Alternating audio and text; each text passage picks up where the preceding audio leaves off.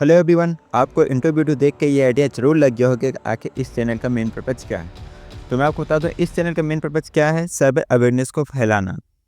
जितना ज़्यादा cyber awareness फैलेगा उतना ही साइबर क्राइम कम होगा। यही मेरा मेन पर्पज़ है। इसी को मैं देखते हुए अपना वीडियो स्टार्ट करता हूँ। तो चलिए सबसे पहले तो मैं आपको बता दूँ, मैं हूँ आपका अपना साइबर दोस्त। चलिए करते हैं साइबर दोस्त के साथ सुरक्षित इंटरनेट यात्रा। मैं हूँ आपका डिजिटल सिक्योरिटी पार्टनर साइबर दोस्त। तो आज का जो हमारा फर्स्ट वीडियो का टॉपिक है वो है साइबर क्राइम क्या होता है। तो आज इसी के ऊपर हम पूरा वीडियो रहेगा। आज हम समझेंगे आखिर साइबर क्राइम क्या होता है, किस तरह से होता है, किस किस तरीके से हमारे साथ हो सकता है, इन सब के ऊपर हम समझेंगे। तो चलिए देर न करते हुए अपने वीडियो को स्टार्ट करते हैं और समझते हैं। तो सबसे पहले तो हम समझते हैं डिजिटल दुनिया का ज़माना। आजकल सब कुछ डिजिटली होता जा रहा है, चाहे वो शॉपिंग करना हो, बैंकिंग, चैटिंग, यहाँ तक कि आपको ऑनलाइन फूड भी, खाना भी मंगाना होता है तो वो भी ऑनलाइन होता है। देखिए, जितना ज़्यादा ऑनलाइन सुविधा हमारे लिए बढ़ती जा रही है उतना ही ज़्यादा साइबर क्राइम भी हमारे लिए बढ़ता जा रहा है। जितना ज़्यादा साइबर क्राइम बढ़ेगा उतना ही फाइनेंशियल लॉस भी होता जा रहा है। अब लोग साइबर क्राइम का शिकार क्यों होते हैं? इसके बहुत सारे कारण हैं। सबसे पहले तो लोग बिना सोचे समझे तुरंत विश्वास कर लेते हैं। सबसे बड़ी कमी लोगों को होती है, वो तुरंत विश्वास कर लेते हैं। लालच, थोड़ा भी प्रॉफिट मिला तुरंत, अगर उनको 2% भी प्रॉफिट उसमें दिख रहा है तो बिना सोचे समझे उस पर कर देते हैं। जल्दी में डिसीजन लेना, सबसे बड़ी कमी, बिना सोचे समझे तुरंत व्यक्ति डिसीजन लेता है। थोड़ा से भी उसे प्रॉफिट मिला, थोड़ा से भी विश्वास हुआ दूसरे व्यक्ति के ऊपर, तुरंत बिना सोचे समझे डिसीजन। अब इन सब का सीधा इम्पैक्ट आपके फाइनेंशियल लॉस पर होता है। आपका जितने भी इनकम होती है वो तुरंत लॉस हो जाता है। साइबर क्राइम आपका सीधा फाइनेंशियल लॉस पर ही अटैक करता है। अब मैं आपको कुछ एग्जांपल देता हूँ, समझिए। सोचिए आप बैंक अकाउंट गए, अपना अकाउंट चेक कराया और आपका अकाउंट में 0 बैलेंस दिखाई दे रहा है। तो आप एकदम अचंभव मानेंगे, आप एकदम हड़बड़ा जाएंगे, ये कैसे हुआ। या फिर आप इंस्टाग्राम यूज करते हैं, फेसबुक यूज करते हैं, तभी आपको एक आईडी ऐसी दिखी जिसमें आईडी का आपका नाम लिखा, आपकी इमेज लिखी, लेकिन वो आईडी आप यूज ही नहीं कर रहे हैं, किसी दूसरे व्यक्ति आपका आईडी यूज कर रहा है। तो ये आपको कैसा लगेगा, सोचिए आप। इन तीनों बातों को आप ध्यान सोचिए। मैं अभी आपको बताता हूँ ये सब क्यों हो रहा है। ये सब आखिर साइबर क्राइम के द्वारा ही होता है। अचानक से आपका बैंक अकाउंट खाली हो जाना, आपके नाम से किसी दूसरी ईमेल आईडी का यूज करके आपके आईडी से बनाना। अब समझते हैं आखिर साइबर क्राइम का मतलब। एकदम एकदम आसानी से मैं बता देता हूँ। साइबर क्राइम वो क्राइम होता है जो इंटरनेट, कंप्यूटर, मोबाइल के जरिए किया जाता है। अब साइबर क्राइम नाम से पता चल रहा है ऐसा क्राइम जो आपको टेक्निकली रूप से किया जाता है। ये काम साइबर क्राइम के द्वारा किया जाता है, यानी इंटरनेट के द्वारा क्या दिया जाए, या फ़ोन के द्वारा, या कंप्यूटर द्वारा, ये सब क्राइम आपके साइबर द्वारा होता है। ये किस किस तरह से का हो सकता है? सबसे पहले तो आपको ईमेल के द्वारा, आप जीमेल आईडी चलाते हो, जीमेल के द्वारा आपके साथ, ईमेल आईडी के द्वारा आपके साथ फ्रॉड हो सकता है। क्रेडिट कार्ड के द्वारा आपके साथ साइबर क्राइम हो सकता है, या किसी दूसरे व्यक्ति द्वारा आपको धमकी देके, आपका डाटा चुरा कर, या किसी तरह अनऑथराइज्ड एक्सेस लेकर आपके साथ साइबर क्राइम हो सकता है। तो साइबर क्राइम का मेन पर्पज़ आपसे ऑनलाइन क्राइम, ऐसा क्राइम जो ऑनलाइन होता है, मतलब डायरेक्टली नहीं। अभी 2 एग्जाम्पल समझते हैं। पहला एग्जाम्पल रवि के ऊपर। एक रवि नाम के व्यक्ति था, उसके पास एक बैंक की कॉल आई। सेम बैंक जिस बैंक में उसका अकाउंट था उसी के नाम से उसके पास एक कॉल आई। अब रवि को अवेयरनेस नहीं थी, उसने बिना सोचे समझे क्या किया, बैंक वालों ने उससे OTP मांगी, उसने OTP शेयर कर दिया। अब इसका क्या इम्पैक्ट हुआ, उसके जितने भी अकाउंट में पैसे थे वो सारा उड़ गए। यानी अब जैसे उसके अकाउंट में तुरंत मैसेज आया कि आपके सारा पैसा अकाउंट, यानी 0 बैलेंस। अब ये हड़बड़ा गया, उसने सोचा ये कैसे हुआ। ये साइबर क्राइम था, क्योंकि बैंक जो होता है वो कभी आपसे OTP मांगता ही नहीं। अगर शायद रवि को अवेयरनेस होती तो वो शायद इस साइबर क्राइम से बच सकता था। अब दूसरा एग्जाम्पल, नेहा। अब नेहा के नाम पर एक नेहा नाम की लड़की थी। उसने देखा कि उसकी ईमेल आईडी पे, मतलब उसकी जो आईडी थी उसका यूज करके कोई दूसरे व्यक्ति इंस्टाग्राम पे उसके नाम से आईडी बना के रखा था। अब नेहा का नाम यूज करके वो व्यक्ति दूसरे व्यक्ति से पैसे मांगता था। अब इसमें फंसेगी कौन? इसमें अगर कोई आवाज़ जो सामने वाले व्यक्ति था उसने रिपोर्ट की तो इसमें नेहा का फंस गई, क्योंकि उसमें सारा काम, document, email ID, phone number सब नेहा का यूज किया था। अब ये सब कैसे हो सकता है, इसी को हम समझेंगे। ये तो एग्जाम्पल नहीं है, ऐसे बहुत सारे एग्जाम्पल हैं। ये तो मैं आपको केवल 2 चुनिंदा एग्जाम्पल बता रहा हूँ। आप समझते हैं आखिर अवेयरनेस क्यों ज़रूरी है। अवेयरनेस ही है जिसके द्वारा आप साइबर क्राइम को कम कर सकते हैं।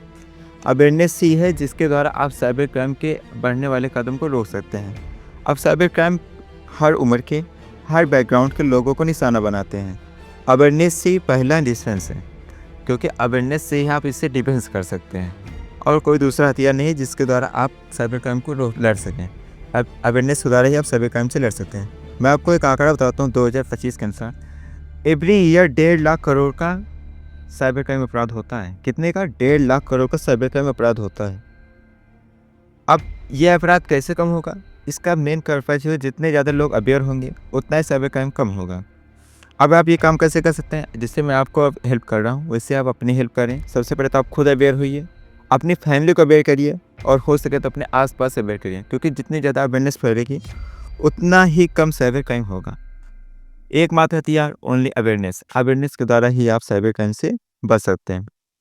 अब चलिए समझ लेते हैं कौन कौन से टाइप हैं, किस किस तरह से आपके साथ साइबर क्राइम हो सकते हैं। तो जो इसका सबसे पहला टाइप है fake link, online fraud. Online fraud में आपसे कैसे कैसे हो सकता है? Fake links, UPI scam, lottery fraud. ये एग्जाम्पल जिससे हुआ था किसके साथ? ये हुआ था जिसे रवि के साथ। फेक लिंक्स में क्या होता है? आपको कोई लिंक फेक भेजी जाएगी, उस लिंक के द्वारा मालवेयर भेजा जाएगा, जैसे आप लिंक पे क्लिक करेंगे आपका सारा डाटा चुरा लिया जाएगा। यूपीआई स्कैम में क्या होगा? सिंपली आपको फेक क्यूआर कोड के द्वारा आपके साथ स्कैम हो सकता है। लॉटरी फ्रॉड, थर्ड और most word. Third lottery fraud कैसा होता है? जिससे मान लीजिए आपके पास किसी बैंक या फिर किसी व्यक्ति द्वारा आपके पास फ़ोन आता है और वो आपसे बताता है कि आपके नाम से लॉटरी निकली है। तो सबसे पहले तो आप विश्वास कर लेते हैं तुरंत जल्दबाजी में, और क्या करता है धीरे धीरे आपसे वो आपकी पर्सनल डिटेल लेता है, आपका पैन नंबर, आधार कार्ड नंबर, आपका phone number, mobile number, email ID, यहाँ तक कि आपके सारे डॉक्यूमेंट धीरे धीरे ले लेता है। उसके बाद आपसे कुछ कहेगा कि आप कुछ रजिस्ट्रेशन फ़ीस जमा कर दीजिए, अकाउंट ओपनिंग फ़ीस, मतलब कुछ अकाउंट के मतलब उस वजह से कुछ चार्जेस बता देगा और आपको विश्वास होगा, आप उसमें बिना सोचे समझे उन सारे चार्जेस को दे देंगे। अब कुछ दिन बाद अब जब आप उससे दोबारा कॉल करेंगे तो उसका नंबर ब्लॉक बताएगा, क्योंकि वो तो बस एक फ्रॉड था। तो इस तरह से आपके साथ fake links, UPI scams, fraud और कई भी तरीके हैं जिसके साथ आपके साथ ऑनलाइन फ्रॉड हो सकता है। इन फ्रॉड से बचिए। दूसरा क्या है? दूसरा आइडेंटिटी थेफ्ट। दूसरा टाइप जो है आइडेंटिटी थेफ्ट। आइडेंटिटी थेफ्ट का एग्जांपल मैंने आपको दिया है नेहा। जो फ्रॉड नेहा के साथ हुआ आइडेंटिटी थेफ्ट था। क्या था? किसी और के नाम पर काम करना, पर्सनल डाटा का मिसयूज करना। ये काम नेहा के साथ हुआ। नेहा का सारा पर्सनल डाटा यूज किया गया, उसके आईडी से एक आईडी बनाई गई, उसी आईडी की यूज करके साइबर फ्रॉड किया गया। अब इसमें फंसेगा कौन? इसमें तो नेहा फंसेगी, क्योंकि सारा डॉक्यूमेंट, पैन नंबर, आधार कार्ड, इवन उसका मोबाइल नंबर सब कुछ नेहा का लगा था। अब उसमें फंसेगा कौन? नेहा। तो यह था दूसरा टाइप। इसके बाद जो तीसरा टाइप होता है ये है हैकिंग। ये आपने बहुत ज़्यादा सुना होगा। आपने अपने इवन सबसे ज़्यादा नाम साइबर क्राइम में सेम लोग समझते हैं हैकिंग, लेकिन हैकिंग ने बहुत सारे तरीके जिसके साथ साइबर क्राइम होता है। अब हैकिंग क्या होता है? अकाउंट हैक करना, डाटा लीक करना, अनऑथराइज्ड एक्सेस लेना। अब जैसे अकाउंट हैक करना आपने बहुत ज़्यादा सुना होगा कि इनका फेसबुक अकाउंट हैक हो गया, इंस्टाग्राम अकाउंट हैक हो गया, व्हाट्सएप हैक हो गया, इवन इनका ईमेल आईडी हैक हो गई। तो ये सब अकाउंट हैक करना, ये सब हैकिंग के अंतर्गत आता है। डाटा लीक करना मतलब अकाउंट हैक करके उनके डाटा चुरा लेना। अनऑथराइज्ड एक्सेस ले लेना, अनऑथराइज्ड एक्सेस ले लेना मतलब अकाउंट हैक कर लेगा सामने वाला हैकर, और उसके बाद क्या करेगा? उसी के अकाउंट से सारा साइबर फ्रॉड करेगा और नाम जो आएगा सामने वाले बंदे का, क्योंकि उसने उसे हैक कर लिया है लेकिन आईडी सारा यूज सामने वाले बंदे को हो रहा है। इससे हैकर अपना आराम से काम निकाल लेगा और फंसेगा सामने वाला व्यक्ति। तो ये होता है हैकिंग। अब हैकिंग दो तरह के हैकर होते हैं, एक ब्लैक हैट हैकर, एक white hat hacker. Black hat hacker criminal होते हैं और जो वाइट हैट हैकर होते हैं वो ब्लैक हैट हैकर को पकड़ने में काम करते हैं। ये था तीसरा टाइप। चौथा टाइप है फिशिंग। अब फिशिंग में क्या होता है? जब आपको फेक ईमेल या मैसेज भेजा आपकी पर्सनल जानकारी चुरा ली जाती है। ये किस तरह से काम करता है? आपको किसी लालच दिया जाएगा, आपकी जो जीमेल होता है, जीमेल आप जानते होंगे, जीमेल में आपको किसी द्वारा मेल भेजी जाएगी, उसमें आपको क्यूरियोसिटी उत्पन्न करी जाएगी। उसमें आपको एक लिंक दिया जाएगा और उस लिंक पे आपसे कुछ भी लिख दिया जाएगा, in this video is your daughter, या in this video is your wife. तो आप डेफिनेटली उसे चेक करेंगे कि मेरी बेटी तो नहीं है। आप जैसे उस लिंक पे क्लिक करेंगे, अब आप जैसे लिंक पे क्लिक करेंगे उसके द्वारा एक मालवेयर भेजा जाएगा जो आपके सारे डाटा को चुरा लेगा। और उसी डाटा को यूज करके आपसे फिर पैसे मांगे जाएंगे या कुछ और मांगा जाएगा। ये इस तरह से काम फिशिंग करता है। उसके बाद जो इसका नेक्स्ट स्टेप है साइबर बुलिंग। 5 टाइप जो इसका है साइबर बुलिंग। अब साइबर बुलिंग ही फिशिंग के बाद ही जो अगला स्टेप होता है वो साइबर बुलिंग ही कहलाता है। क्या होता है, फिशिंग के आपके साथ फिशिंग की गई, उसके द्वारा आपसे कुछ आपका जो पर्सनल डाटा हो उसे चुरा लिया गया। अब क्या होगा, उस पर्सनल डाटा में शायद आपकी कोई पर्सनल इमेज हो या पर्सनल वीडियो हो। अब उस वीडियो को आपको धमकी दी जाएगी, थ्रेट किया जाएगा कि अगर आप मुझे इतने पैसे नहीं दिए तो मैं आपकी इस पर्सनल इमेज या पर्सनल वीडियो को मैं सोशल मीडिया प्लेटफॉर्म पर शेयर कर दूंगा। और आप डर के मारे उसे सामने वाले व्यक्ति को आप जो कहता है आप वो करते हैं, उस पैसा मांगता है आपको पैसे दे देते हैं, आप जो कहेगा आप वो करने लगते हैं। अब इस क्या आप सोच रहे हैं क्या इतने ही टाइप्स हैं? ऐसे नहीं, इसके अलावा और अदर क्राइम्स जिसके साथ आपके साथ क्राइम हो सकता है। अब वो कौन कौन से हैं? डिजिटल अरेस्ट, साइबर टार्किंग, फेक ऐप्स और भी कई तरह के डिजिटल क्राइम्स हो सकते हैं। अब यहाँ पे देखिए आपके साथ इतने ही नहीं, बहुत सारे हैं जिनके द्वारा एक एक जो अब नए नए भी हो जाते हैं। अब सबसे जो यहाँ पे इसमें ट्रेंड में चल रहा है डिजिटल अरेस्ट, ये आपने बहुत ज़्यादा सुना होगा, डिजिटल अरेस्ट डिजिटल अरेस्ट। अब डिजिटल अरेस्ट आप अगर आप इतने समय किसी दूसरे व्यक्ति को फ़ोन भी कर रहे होंगे तो उसमें सबसे पहले एक प्री रिकॉर्डेड ट्यून बजती है। अगर आपको किसी सीबीआई जज या आप कस्टमर ऑफिसर द्वारा फ़ोन आती है तो आप साइबर हेल्पलाइन नंबर 1930 पे तुरंत कॉल करके बताएं। ये क्यों हो रहा है? क्योंकि डिजिटल अरेस्ट इतनी तेज़ी से फैल रहा है। डिजिटल अरेस्ट क्या होता है? डिजिटल अरेस्ट नाम कोई चीज़ होती नहीं है। इसमें आपसे कोई दूसरा व्यक्ति फ़ोन करेगा कि मैं सीबीआई ऑफिसर बोल रहा हूँ या फ़ोन कोई जज बोल रहा हूँ, आप इतने पैसे दे दीजिए, नहीं आपके नाम से वारंट निकला, ये निकला, झूठ के आपसे फंसाया जाएगा और आप विश्वास कर लेते हैं। डर के मारे आप डिजिटली अरेस्ट हो जाते हैं। फिर वो क्या होता है, आपसे सिंपली आपसे पैसे लाल चार्ज लेकर लेता है और आप बिना सोचे समझे उसे पैसे भेज देते हैं। मैं आपको बता दूं, डिजिटल अरेस्ट नाम की कोई चीज़ होती नहीं है। तो अगर आपको ऐसी कोई फ़ोन आती है, कोई व्यक्ति आपसे कहता है कि आप डिजिटली अब मैं सीबीआई बोल रहा हूँ या पुलिस ऑफिसर बोल रहा हूँ, तो आप तुरंत ही 1930 पे किसी नंबर पर 1930 पे फ़ोन करके बताएं। ये एक साइबर का अपराध हो रहा है। अब चलिए समझ लेते हैं आप किस तरह के टिप्स हैं जिससे आप साइबर अपराध को कुछ कम कर सकते हैं। ज़्यादा नहीं लेकिन कुछ स्ट्रॉन्ग कर सकते हैं। सबसे पहले तो आप स्ट्रॉन्ग पासवर्ड का यूज करें। आप किसी भी अकाउंट को बनाते हैं, चाहे वो सोशल मीडिया का अकाउंट हो, जीमेल अकाउंट हो या माइक्रोसॉफ्ट अकाउंट हो, तो आप सबसे पहले क्या करिए, आप स्ट्रॉन्ग पासवर्ड का यूज करिए। स्ट्रॉन्ग पासवर्ड में क्या होना चाहिए? आपको एक लेटर होना चाहिए, एक कैपिटल लेटर, एक स्पेशल कैरेक्टर और नंबर्स होने चाहिए। उसके बाद 2 फैक्टर ऑथेंटिफिकेशन 2FA एनेबल करिए। 2FA एनेबल क्या होता है? जैसे मान लीजिए गलती से भी आपका पासवर्ड लीक हो गया, अगर आप 2FA एनेबल करके रखेंगे तो आपको जैसे वो व्यक्ति आपके अकाउंट को लॉगिन करेगा उसके बाद एक OTP आएगा। वो OTP आपके फ़ोन पे आएगा, जिस नंबर आप 2FA में लगाए रहेंगे उसी पे आएगा। तो बिना उस OTP के आपका दूसरा व्यक्ति आपका अकाउंट लॉगिन नहीं कर पाएगा। तो इसलिए 2FA आप सारे सोशल मीडिया प्लेटफॉर्म और सारे अकाउंट पे इनेबल कर दीजिए। नेक्स्ट वीडियो में मैं इसी पे टॉपिक पर लाऊंगा वीडियो कि 2FA आप कैसे इनेबल कर सकते हैं। इसके बाद जो तीसरा है, एंटीवायरस सॉफ्टवेयर का उपयोग करें। ज़्यादा से ज़्यादा आप जितने ज़्यादा हो सके आप एंटीवायरस सॉफ्टवेयर का उपयोग करें। विंडो में वैसे भी एक एंटीवायरस सॉफ्टवेयर होता है, लेकिन आप हो सके तो आप एक एंटीवायरस सॉफ्टवेयर इंस्टॉल कर लें अपने सिस्टम में और उसका यूज अवश्य करें। चौथा टिप्स, अननोन जो आपके पास अगर अननोन लिंक्स पे क्लिक मत करो। अब कुछ लोग सोच रहे होंगे कि आखिर अननोन लिंक्स कैसे पहचानें। देखिए सबसे पहले तो आपको क्या है, अगर आप ब्राउज़र पे सर्च करते हैं तो सबसे पहले तो आपका HTTPS इससे लिंक स्टार्ट होनी चाहिए, HTTPS से, तब तो आप वो लिंक रियल है। उसके बाद दूसरा, लिंक में स्पेलिंग, अगर आपको कोई लिंक भेजता है तो उसमें स्पेलिंग मैच करिए। स्पेलिंग सही है नहीं, जैसे SBI.com तो SBI.com होना चाहिए, SBEI नहीं होना चाहिए। www.bankofbaroda.com मतलब स्पेलिंग उसमें मिलाइए, स्पेलिंग सही है कि नहीं। www.google.com मतलब पूरा स्पेलिंग एक एक मिलाइए कि स्पेलिंग उसमें सही है या नहीं।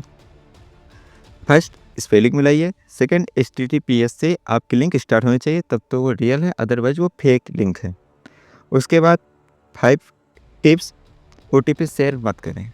यानी अगर आपसे कोई बैंक के नाम से फ़ोन आता है और वो आपसे कहता है कि मैं bank of Baroda, SBI bank या कहीं से बोल रहा हूँ, आपके फ़ोन पे OTP आ रही है, शेयर कर दो, तो समझ लीजिए वो आपके साथ फ्रॉड कर रहा है। बैंक कभी भी आपसे OTP नहीं मांगेगी।